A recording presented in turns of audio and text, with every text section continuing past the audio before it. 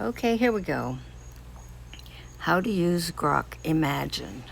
First of all, you find it on your computer. That goes without saying, I suppose. And second, you'll get a screen that looks like this, and it has Ask at the top. Whoops, let me see if I can get this bigger. Ask, and that's usually for regular, normal queries. By the way, you can also get your palm read that way, but let's not go into that right now. But here's Imagine, and you click on that. Now, I suspect, I haven't tried this middle button yet, but if you just want to animate your photos, that looks like a shortcut in there to do that. But if you don't, or if it doesn't, then you just go down here to this icon right here, which I have exploded so you can see it. It goes right there. You click on that, and that tiny icon will, let's see if I can just get that out of there. Yeah, that tiny icon will enable you to choose from your gallery. Let me get rid of that too. Okay. When you get back to the screen, these pictures change almost every day or every minute. And the ones you see here, they can be used to get some animation.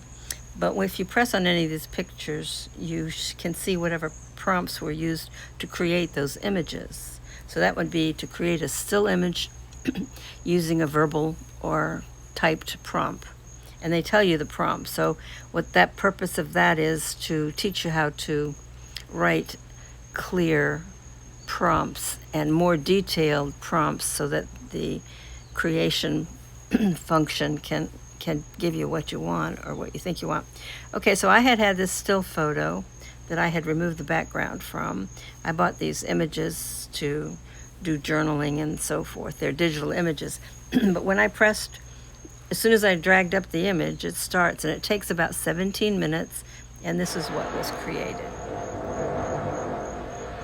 which is kind of fun. But if you go to the redo and you ask for one of the 4 choices, and I'll talk about that in a minute, if you click on fun, here's what you get, or could get. You will never know what you're going to get unless you use the verbal prompt to be specific. And you can try it, and sometimes it works and gives you exactly what you want. But I finally got to be able to show this bottom part here. This down arrow right here shows the download. So if you get a version that you like, you click on that and click on it a couple of times. And it's about time.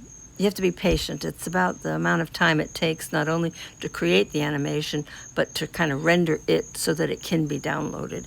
So it could take a few seconds, maybe even a minute, but we'll show a check mark when it is downloading. Sometimes I've punched that button so many times I got so many versions of it.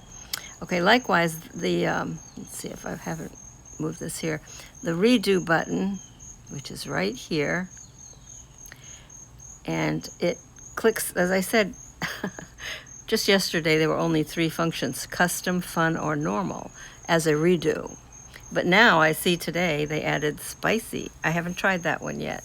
So anyway, this is a quick tutorial on how to get still images of all kind, to include photographs, into an animated, and what your options are. So that's it.